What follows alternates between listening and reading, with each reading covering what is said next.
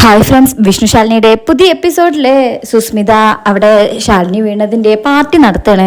ചന്ദ്രബോസ് പറയും, ജോൺ സാറേ, ഈ ജപ്തി നടപടിയായിട്ട് നമ്മൾ പെട്ടെന്ന് മുന്നോട്ട് പോണെന്നേ ഞാൻ പറയുന്നുള്ളൂ. താമസിച്ചാലേ വയറ്റത്തെ മുറിവും തുന്നി കെട്ടിക്കൊണ്ട് അവള് വീണ്ടും വരും. പിന്നെ നമുക്ക് വീണ്ടും അതൊരു തലവേദനയാകും. സുസ്മിത പറയും, ആ കുത്തൊന്ന് കേറ്റി കുത്തിയിരുന്നെങ്കിലേ അവൾ അന്ന് തന്നെ തീർന്നേനെ. ബോസ് പറയും, എടി ബെസ്റ്റ്, പറയുമ്പോഴേ എളുപ്പം, പക്ഷെ മരണപ്പെടുന്നതേ അപ്പൊ ഒരു ജില്ലാ കളക്ടറാ. കുത്തിയവനും കുത്താൻ പ്ലാൻ ചെയ്തവനും പറഞ്ഞയച്ചവനും എല്ലാം ഉണ്ടല്ലോ, എല്ലാം കൂടെ അങ്ങ് അകത്തു പോകും. കൊലക്കേസ്. ഇതിപ്പോ എങ്ങനെ നോക്കിയാലും 4-5 വർഷം അവന്മാർ അകത്ത് കിടക്കേണ്ടി വരും. എടി മോളെ, അതിനുള്ള പണമൊക്കെ നമ്മള് അവരുടെ വീട്ടിലെത്തിച്ചിട്ടുണ്ട്. നമുക്ക് നമ്മുടെ കാര്യം ഈ സമയത്തിനുള്ളില് നടത്തുകയും ചെയ്യാം. ഇത് പോലീസ് ബുദ്ധിയല്ലേ, അതുകൊണ്ടല്ലേ പച്ചരച്ചിലേക്ക് ഒരാളെ ഇറക്കി കുത്തിയത്. ഉപേന്ദ്രൻ പറയും, ഇനിയിപ്പോ ലെവന്റെ പടപ്പുറപ്പാട് ഉണ്ടാവൂന്ന് എനിക്ക് സംശയമില്ലാതില്ല. രക്തബന്ധം ഒന്നും നോക്കാത്ത സൈസാവൻ. എന്നെ എടുത്ത് കൊടുത്തു കാണില്ലേ അച്ഛന്റെ അനിയച്ചനാണെന്നുള്ള പരിഗണന പോലും തരാതെ. ജോൺ സാർ ചോദിക്കും, എന്താ അവന്റെ പേര്, വിഷ്ണുവോ പരമശിവനോ അങ്ങനെ എന്തോ അല്ലേ? ആരായാലും ഇതുപോലെ അങ്ങ് പതുങ്ങിയിരുന്ന് പിച്ചാത്തി കേട്ടണം. തീർക്കാതെ തീർത്ത് ഇതുപോലെ അങ്ങ് കിടത്തിയേക്കണം. പിന്നെ തലപൊക്കില്ല, മുഷ്ടി ചുരുട്ടി നമ്മുടെ പിന്നാലെ വരെയില്ല. സുസ്മിത പറയും, അവനെ ഒതുക്കാൻ ചില്ലറ പണിക്കാരൊന്നും പോരാ ജോൺ സാറേ. ഇരുതല മൂറിയവൻ എവിടെ തൊട്ടാലും കടിക്കും. അടിച്ചു കൊല്ലാനാണെങ്കിൽ 2 തലയ്ക്കും ഒപ്പം അടിക്കണം, എന്നാലേ അവനൊന്ന് ഒതുങ്ങൂ.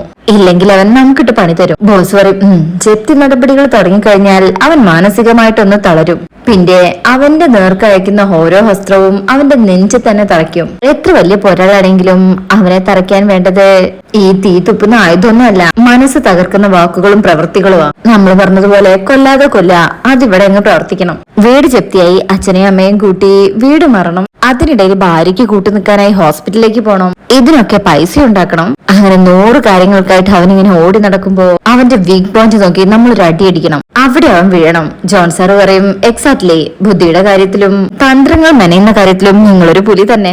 നിങ്ങളൊരു പോലീസുകാരനായിട്ടില്ലായിരുന്നെങ്കിൽ തീർച്ചയായും ഒരു മർമ്മണിയായനെ. മർമ്മം നോക്കിയാണ് ഇടിക്കാനേ നിങ്ങൾ ബെസ്റ്റാ. എനിവേ, എന്നെ ഏൽപ്പിച്ച പണി ഞാൻ ഭംഗിയായിട്ട് എടുത്തിട്ടുണ്ട്. എനിക്ക് എന്താ തരാനുള്ളതെന്ന് വെച്ചാൽ തന്നു കഴിഞ്ഞാൽ സന്തോഷത്തോടെ എനിക്ക് എന്റെ കൂട്ടിലേക്ക് പിടിക്കായിരുന്നു. ബോസ് പറയും, മോളെ എനിക്ക് സന്തോഷമായിട്ട് എടുത്തു കൊടുക്കുക അത് സാറിനെ. ജോൺ സാറ് മനസ്സുകൊണ്ടുകൂടെ ഒന്ന് ആഹ്ലാദിക്കട്ടെ. ചെല്ല്. അങ്ങനെ സുസ്മിത ആ സമ്മാനം എടുക്കാനായിട്ട് പോവാ. അല്ല ജോൺ സാറേ, ഓരോന്നൂടി അടിച്ചാലോ? ജോൺ സാറ് പറയും, അയ്യോ ഇന്നിനി വേണ്ടേ. അപ്പോഴേക്കും ഉപേന്ദ്രനൊക്കെ നന്നായി അടിക്കുന്നുണ്ട്. ഇതേ സമയം സുസ്മിത ബാഗൊക്കെ എടുത്ത് പണമുള്ള ബാഗുമായിട്ട് അങ്ങോട്ട് വരിക.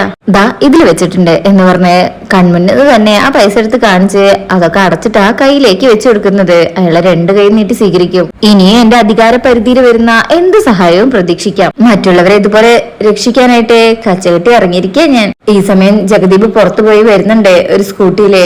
അവിടെ എത്തുമ്പോ വിചാരിക്കും, ഇതുവരെ കാണാത്ത വണ്ടികളൊക്കെയാണല്ലോ, ഏതവനാണോ എന്തോ എന്നിങ്ങനെ വിചാരിച്ചിട്ടാ അകത്തേക്ക് വരുന്നത്. ഉപേന്ദ്രൻ പറയും, മലേഷ്യയിലേക്ക് ഫാമിലിയായിട്ട് ഒരു ട്രിപ്പും കൂടി പ്ലാൻ ചെയ്തോളൂ. ജോൺ സാറിനെ പോലെ സിൻസിയർ ആയിട്ടുള്ള ഉദ്യോഗസ്ഥരെ നമുക്കങ്ങനെ മാറ്റി നിർത്താനാവില്ലല്ലോ. ജോൺ സാർ പറയും, എന്റെ ആത്മാർത്ഥത വീണ്ടും വീണ്ടും കൂട്ടുകയാണോ? അപ്പോഴായിരിക്കും അങ്ങോട്ട് ജഗദീപ് വരുന്നത്. ആഹാ കൊള്ളാം, പാവം ആ ശാലിനി മേടത്തെ വീഴ്ത്തി കളഞ്ഞല്ലേ. ഡാ ജഗദീപേ, ഉപേന്ദ്രന്റെ മരമുറിക്കൽ കേസും ഇതും എല്ലാം ഒരുപോലെ തന്നെയാ. തടസ്സം നിൽക്കുന്നവരെ എല്ലാം വെട്ടി മാറ്റിയിട്ടേ മുന്നോട്ട് പോകും. ഷാജി ഒരു തടസ്സമായിരുന്നു, അതുകൊണ്ട് കടക്കിലെ അങ്ങ് വെട്ടി. ജഗദീപ് പറയും, അല്ലെങ്കിലും നല്ലത് ചെയ്യുന്നവരെ നിങ്ങൾ വെച്ച് വായിക്കില്ലല്ലോ. നോക്ക്, എല്ലാം ഒരിക്കൽ പിടിക്കപ്പെടും. അന്നും ഈ ഒത്തൊരുമയും സൗഹൃദവും കൂട്ടായ്മയൊക്കെ കണ്ടാ മതി കേട്ടാ. അതിൽ ബോസ് ഡോ എന്ന് പറഞ്ഞ അടിക്കാൻ പോകുമ്പോ സുസ്മിത പിടിച്ചു വെക്കും. ചിറ്റപ്പ വേണ്ട. എന്നിട്ട് ജഗദീപിന്റെ അടുത്ത് പറയും, ജഗദീപേ, നീ തിന്നുന്ന ചോറ് ഇവിടെ കൂറവിടെ അല്ലേ? അവളുടെ വേദാന്തവും വിളമ്പി എന്റെ വീട്ടിൽ നിൽക്കാൻ പറ്റില്ല. ഇറങ്ങിക്കോളണം ഇവിടുന്ന്. ഇവിടെ നിൽക്കുമ്പോ ഞങ്ങൾ പറയുന്നത് കേട്ട് അടങ്ങി ഒതുങ്ങി നിന്നോളണം. ഇനി ഇതുപോലെ ശബ്ദം ഉയർത്തിയ നീ വിവരം അറിയും. ജോൺ സാർ സോറി, നല്ലൊരു ഫംഗ്ഷൻ നടക്കുന്നിടത്തേക്ക് ഒരു തെരുവ് നായ വന്നാൽ എന്ത് കരുതും? അത് മാത്രം കരുതിയാൽ മതി ഇതിനും. ജഗദീപ് തലതാഴ്ത്തി അവിടുന്ന് പോകും. ദേഷ്യത്തിലാണ് പോകുന്നത്. അങ്ങനെ ജോൺ പറയും, എങ്കിൽ പിന്നെ ഞാൻ പോവാ. ഉപേന്ദ്രൻ പറയും, ഞാനും. ഇനിയുള്ള നീക്കങ്ങൾ നമ്മൾ പറഞ്ഞതുപോലെ നമ്മൾ നടത്തും, നമ്മൾ നടത്തി കാണിക്കും. ബോസ് പറയും, വിരലിലെണ്ണാവുന്ന ദിവസത്തിൽ നമ്മൾ അത് ചെയ്തു കാണിക്കും, ഉറപ്പ് എന്ന് പറഞ്ഞുകൊണ്ട് അവരവിടെ നിന്ന് പോവുകയാണ്. ഇതേ സമയം ജഗദീപ് വിചാരിക്കും, എടി സുസ്മിതേ, നീ എന്നെ തെരുവുനായാക്കി കളഞ്ഞല്ലേ. പക്ഷെ ഈ തെരുവുനായ്ക്ക് ചില സമയത്ത് പിഴകും, അത് സൂക്ഷിച്ച നിനക്ക് കൊള്ളാം. അതിനുശേഷം പിന്നീട് കാണിക്കുന്നത് വിഷ്ണു സൈക്കിൾ ഇങ്ങനെ പോവാന്ന്. സങ്കടത്തിലാണ് പോകുന്നത്. ശാലിനി ഇങ്ങനെ പതിയെ പതിയെ മയക്കത്തിലേക്ക് പോവാ. പിന്നീട് കാണിക്കുന്നത് മദ്യപിച്ച് ലെക്ക് കെട്ട് കിടക്കുന്ന രോഹിത്തിനെയാണ്. രോഹിത്തിന്റെ അടുത്തേക്ക് ജഗദീപ് ഇങ്ങനെ നടന്നു വരും. അതിങ്ങനെ നോക്കിയിട്ട്, ബെസ്റ്റ് ഡാ ഡാ രോഹിത്തെ എന്ന് വിളിക്കുന്നുണ്ടെങ്കിലും രോഹിത് ഒന്നും അറിയാണ്ട് കിടക്കണേ. അങ്ങനെ ജഗദീപ് അവിടെ ഇരിക്കും. എന്നിട്ട് വിചാരിക്കും, ഡാ നിന്റെയൊക്കെ ജന്മാടാ ജന്മം, സുഖ ഭക്ഷണം സുഖ ഉറക്കം, ജനിക്കുന്നെങ്കിലേ നിന്റെയൊക്കെ നാൾ തന്നെ ജനിക്കണം. എന്താ കിടപ്പ്, ഒരല്ലലും ഇല്ല ഒരാവലാതിയും ഇല്ല, സുഖം. എടാ രോഹിത്തെ എടേ എന്താ ചേർക്ക എഴുന്നേൽക്കടാ എന്ന് പറഞ്ഞ തട്ടി വിളിക്കുമ്പോ രോഹിത്ത് എഴുന്നേറ്റ് വയ്ക്കും. എന്താടാ ബോധം വന്നല്ലോ എന്ന് പറഞ്ഞ് അടുത്തേക്ക് ചെന്നിരിക്കും. എടാ നീ ഇങ്ങനെ ജീവിതകാലം മുഴുവനും ഇവിടെ ഇങ്ങനെ കിടന്ന് ഉറങ്ങാനാണോ തീരുമാനിച്ചിരിക്കുന്നത്? എടാ നിന്നെ മുന്നിൽ നിർത്തി ഇവരെല്ലാവരും കൂടി കളിക്കുന്ന ഈ കളിക്ക് ബലിയാടാവുന്നത് നീ ഒറ്റ ഒരുത്തനാണ്. കാര്യങ്ങൾ നടന്നു കഴിഞ്ഞാലേ ഇവരെല്ലാവരും കൂടെ നൈസായിട്ട് നിന്നെ അങ്ങ് കൈയൊഴിയും. പെട്ടുപോകുന്ന നീ മാത്രമായിരിക്കും. നിന്നിലൂടെ ഒരു കുടുംബത്തെ തകർക്കാണ് ഇവരെല്ലാവരും ശ്രമിച്ചുകൊണ്ടിരിക്കുന്നത്. മനസ്സിലായടാ? നിനക്കിതെല്ലാം വാങ്ങിച്ചു തന്ന് ഇവിടെ കിടത്തിയിരിക്കുന്നതും അതിനാണ്. നീ ഒരു ചട്ടകാണ്. ഇവര് പറയുന്നത് മാത്രം കേട്ട് പ്രവർത്തിക്കുന്ന ഒരു ബലിയാടാവാൻ പോകുന്നവൻ. രക്ഷപ്പെടണമെങ്കിൽ ഇപ്പൊ രക്ഷപ്പെട്ടോ, ഇല്ലെങ്കിൽ ശാലിനി മാഡത്തിന് സംഭവിച്ചതുപോലെ ഒറ്റ കുത്തിനെ നിന്നെ അവര് തീർക്കും. അപ്പോ രോഹിത് പറയും, എല്ലാം എനിക്കറിയാം, എനിക്കിനി ഒരു ജീവിതമില്ല, ഞാനായിട്ട് തന്നെ അവസാനിപ്പിക്കുക, തീരട്ടെ, എല്ലാം തീരട്ടെ, എങ്ങനെങ്കിലും ഇത് ഒടുങ്ങട്ടെടോ ഈ ശാപം പിടിച്ച ജന്മം എന്നൊക്കെ ഇങ്ങനെ പറയുമ്പോ ജഗതി പറയും, എടാ ആയിക്കോട്ടെ, നിന്റെ ഈ ജീവിതം അവസാനിപ്പിക്കണമെങ്കിൽ എന്തൊക്കെ മാർഗങ്ങളുണ്ട്.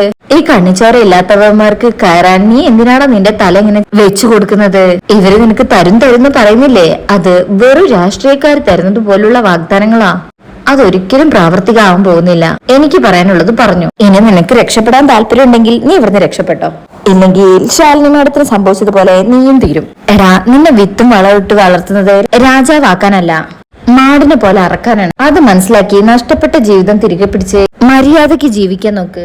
ഇങ്ങനെ കുടിച്ചു ചാവുന്നതാണോ ജീവിക്കുന്നതാണോ നല്ലതെന്ന് നീ തന്നെ തീരുമാനിക്കും. നന്നായി ആലോചിച്ച് നോക്ക്. എന്നിട്ട് ഈ പെട്ട് കിടക്കുന്ന കുരുക്കുന്നെ ഒന്ന് രക്ഷപ്പെടാൻ നോക്ക്. ഇത്രയും പറഞ്ഞു കൊടുക്കുമ്പോഴും 2 പെഗ് കൂടെ കിട്ടോ എന്ന് രോഹിത് ചോദിക്കുമ്പോ ദാ കിടക്കുന്നേ, നീ നന്നാവത്തില്ലട കഴുതേ, നീ ഇങ്ങനെ കുടിച്ചു നശിക്കത്തേ ഉള്ളൂ. കാരണം നിനക്ക് ജീവിക്കണം എന്നില്ല, നശിക്കണമെന്നേ ഉള്ളൂ. ഇപ്പോഴും രോഹിത് പറയിട്ട് 2 പെഗ് മതി, നീ നിന്റെ ഇഷ്ടം പോലെ ചെയ്യ്, ഞാൻ ഇനി ഒന്നും പറയാൻ വരുന്നില്ല. എടാ നശിക്കാനായിട്ട് ഇറങ്ങി പുറപ്പെട്ടവന്റെ സ്ഥാനം നരകാണ്, ഇനി അതിനകത്ത് തന്നെ ആവട്ടെ നിന്റെ ഒടുക്കവും. അപ്പോഴേക്കും ബോധം പോകും രോഹിത്തിന്റെ. എന്തൊരു ജന്മ ഇത്, ഈശ്വര ശാലിനി മേഡത്തെയും വിഷ്ണുവാശനെയും എങ്ങനെ ഇവരുടെ പിടിയിൽ നിന്ന് ഞാൻ രക്ഷിക്കും എന്നൊക്കെ ഇങ്ങനെ വിചാരിച്ച് നിൽക്കുകയാണ് ജഗദീപ് അവിടെ. ശേഷം പിന്നീട് കാണിക്കുന്നത് മറ്റൊരു ദിവസം സത്യഭാമയുടെ വീട്ടിലെ ശ്യാമ പോകാനുള്ള ബാഗൊക്കെ പാക്ക് ചെയ്താണേ. പപ്പിക്കും ഒരു ബാഗ് പാക്ക് ചെയ്ത് കയ്യിൽ വെച്ച് കൊടുത്തിട്ടുണ്ട്. അപ്പൊ പപ്പി ചോദിക്കുന്നുണ്ട്, നമ്മളിതെല്ലാം കൂടെ എടുത്ത് എവിടെ പോവാമേ? നമ്മള് എന്റെ വീട്ടിലേക്ക് പോകുന്നു. പപ്പിക്കും ശാരദാമ്മയുടെ വീട്ടിലേക്കോ? അതെ, ശാരദാമ്മയുടെ അടുത്ത് തന്നെ. പപ്പിക്കും പിന്നെ ഇങ്ങോട്ട് വരെയില്ല. ശ്യാമറയും സത്യാമ്മ ഇന്നലെ രാത്രി പറഞ്ഞത് മോളും കേട്ടതല്ലേ, നമ്മളോട് ഇവിടെ നിക്കണ്ടെന്നല്ലേ പറഞ്ഞത്. പപ്പി പറയും, വിഷ്ണുവച്ചനെ കൊണ്ട് പറയിപ്പിച്ചാലോ? വിഷ്ണുവച്ചൻ പറഞ്ഞാ സത്യാമ്മ കേൾക്കില്ലേ? ശ്യാമറയും, അച്ഛൻ പറഞ്ഞിട്ട് കേട്ടില്ല, പിന്നെ വിഷ്ണുവച്ചൻ പറഞ്ഞാ കേൾക്കോ മോളെ? അതല്ല, നമ്മൾ ഇനി ഇവിടെ നിന്നാ ശരിയാവില്ല, നമുക്ക് പോകാം, നമുക്ക് ഇനി ഇവിടെ നിന്നാ ശരിയാവില്ല. പിന്നെ പോകുന്നതിന് മുമ്പ് സത്യാമ്മയുടെയും അച്ഛന്റെയും കാലില് തൊട്ട് അനുഗ്രഹം വാങ്ങിച്ചിട്ടേ പോകാവൂ. എവിടെ പോയാലും അവർ 2 പേരുടെ അനുഗ്രഹം എന്റെ മോൾക്ക് ഉണ്ടാവണം എന്നൊക്കെ പറഞ്ഞ് ബാഗ് കൊടുത്ത് അവരുടെ റൂമിൽ നിന്ന് ഇറങ്ങാ. ഇതേ സമയം ഹാളില് രാഘവൻ നായര് അവിടെ സോഫയിൽ ഇരിക്കുന്നുണ്ട്. ഭാമ ഫോണിൽ ആരോടോ സംസാരിക്കുക. ഞാൻ പറഞ്ഞില്ലേ, ലാഭവും നഷ്ടമൊക്കെ ബിസിനസ്സിൽ പറഞ്ഞിട്ടുള്ളതല്ലേ, അങ്ങനെ ഞാൻ കണക്കാക്കുന്നുള്ളൂ, വേറെ ഒന്നും പറയാനില്ലല്ലോ. ശരി എന്ന് പറഞ്ഞാൽ കോളം കട്ട് ചെയ്യും. അങ്ങനെ നിൽക്കുമ്പോഴായിരിക്കും ഇവരങ്ങോട്ട് വരുന്നത്. ഇവരെ കാണുമ്പോ തന്നെ ഭാമ മുഖം തിരിച്ചവിടെ ഇരിക്കും. രാഘവേട്ടൻ അപ്പോഴാണ് ഇവര് വരുന്നത് മനസ്സിലാക്കുന്നത്. അങ്ങനെ അവരടുത്ത് വന്ന് നിൽക്കുമ്പോ രാഘവേട്ടന്റെ കണ്ണ് നിറയുന്നുണ്ട്. ചെന്നച്ഛന്റെ കാല് തൊട്ടുപോയി വന്ദിക്ക്. പപ്പി അടുത്ത് വന്നിട്ട് പറയും, അച്ഛച്ച ഞങ്ങൾ പോവാ. രാഘവേട്ടൻ കെട്ടിപ്പിടിച്ചൊരു ഉമ്മ കൊടുക്കും. കരയുന്ന കാണുമ്പോ അച്ഛൻ കരയാണോ? ഒന്നുമില്ല മോളെ, എവിടെ പോയാലും എന്റെ മോള് നന്നായി വരും. ഈ സമയം പിള്ളച്ചേട്ടൻ വിചാരിക്കും, പിള്ളേരെ ഇങ്ങനെ തന്നെ വളർത്തണം, ഇല്ലെങ്കിൽ അന്യം നിന്ന് പോകുന്ന ചടങ്ങൊക്കെ കുട്ടികൾക്കും അറിയാൻ പറ്റില്ല, മുതിർന്നവർക്കും അറിയാൻ പറ്റില്ല. അങ്ങനെ രാഘവേട്ടൻ പറയും, എന്റെ മോള് അച്ഛനും ഉമ്മ എന്നല്ലല്ലോ. അപ്പൊ പപ്പി കെട്ടിപ്പിടിച്ചൊരു ഉമ്മ കൊടുക്കും, തിരിച്ചും കൊടുക്കും. അപ്പോ പപ്പി മോള് പോവാട്ടോ അച്ഛച്ച. ഭാമ ഇങ്ങനെ നോക്കുന്നുണ്ട്, ഫോണിലും നോക്കി മൈൻഡ് ചെയ്യാത്ത രീതിയിൽ ഇവിടെ ശ്രദ്ധിക്കുന്നുണ്ട് എന്നുള്ള രീതിയിൽ ഇങ്ങനെ ഇരിക്കുക. ശ്യാമ പിന്നെ പറയും, മോളെ സത്യാമ്മയുടെ കാലിൽ തൊട്ട് വന്ദനം വാങ്ങിച്ചിട്ട് യാത്ര പറഞ്ഞിട്ട് വാ. ചെന്ന് പറയേ, സത്യാമ്മ ഒന്നും പറയില്ല, പപ്പിക്ക് നല്ല പേടിയുണ്ട്. അങ്ങനെ പപ്പി പേടിച്ചുകൊണ്ട് സത്യാമ്മേ എന്ന് വിളിക്കുമ്പോ മൈൻഡ് ചെയ്യാതിരിക്കും. ശേഷം പപ്പി കാലില് പിടിക്കുമ്പോഴും ശ്രദ്ധിക്കുന്ന കൂടിയില്ല. രാഘവേട്ടനൊക്കെ അങ്ങ് സങ്കടാകും, ശ്യാമയ്ക്കും പിള്ളച്ചേട്ടനും പൊന്നിക്കൊക്കെ. അങ്ങനെ പപ്പി പറയും, പപ്പിമോള് പോവാട്ടോ. ഇനി കുറുമ്പ് കാണിച്ചും വീട്ടിൽ നിന്ന് ആരോടും പറയാതെ ഇറങ്ങിപ്പോയി സത്യാമ്മ ഇനി വിഷമിപ്പിക്കില്ല. ഭാമ എപ്പോഴും മൈൻഡ് ചെയ്യുന്നില്ല, കുട്ടിയുടെ മുഖത്ത് പോലും നോക്കാതെ ഇങ്ങനെ ഫോണും തോണ്ടിയിരിക്കണേ. ശ്യാമ വാ മോളെ എന്ന് പറഞ്ഞ് പപ്പി അവിടെ നിന്ന് വിളിക്കുക. അങ്ങനെ ശ്യാമ പറയും, സത്യമേ ഞങ്ങൾ ഇറങ്ങാ, ഇനി എപ്പോഴാ ഒന്ന് കാണാന്നറിയില്ലല്ലോ. ഭാമയ്ക്കും ഞാനെന്താ ചത്തുപോകുന്നു നീ കരുതിയോ? ഇനി കാണില്ലെന്ന് പറയാൻ. ഇത് കേൾക്കുമ്പോ ശ്യാമ എങ്ങ് ഞെട്ടും. നിന്റെയൊക്കെ മനസ്സിൽ അങ്ങനെ ഒരു ആഗ്രഹം ഉണ്ടെന്ന് എനിക്കറിയാം.